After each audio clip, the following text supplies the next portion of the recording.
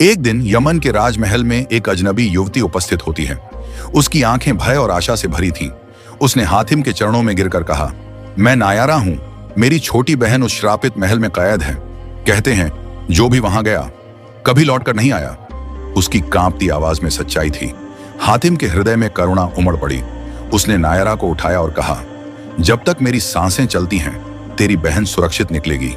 हातिम ने अपने अस्त्र शस्त्र संभाले और उस भयानक वन की ओर चल पड़ा जहां सदियों पुराना वह श्रापित महल छुपा था। एक सुनसान वन के मध्य हातिम अपने घोड़े पर सवार होकर उस रहस्यमय महल की ओर बढ़ रहा था। वन की वायु में एक विचित्र सी घुटन थी और हर वृक्ष मानो कोई रहस्य छुपा रहा था। पुराने महल की खंडहर हुई दीवारें और सूखे वृक्षों के बीच एक भयावह निस्तब्धता फैली हुई थी। हातिम ने अपने घोड़े को रोका और धीरे धीरे उस महल की ओर बढ़ चला। महल का विशाल और जर्जर द्वार जब उसने खोला तो एक ठंडी हवा उसके मुख से टकराई।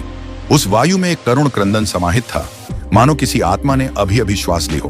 अंदर प्रवेश करते ही एक स्त्री की सिसकियों की ध्वनि गूंजने लगी जो हर दिशा से आती प्रतीत हो रही थी। हातिम की दृष्टि सजग हो गई, परंतु उसका अंतरात्मा कह रही थी, आगे बढ़ो। वह धीरे धीरे महल के अंधकारमय भागों में पहुंचा जहां उसने देखा एक सुनहरी श्रृंखलाओं में जकड़ी एक कन्या खड़ी थी।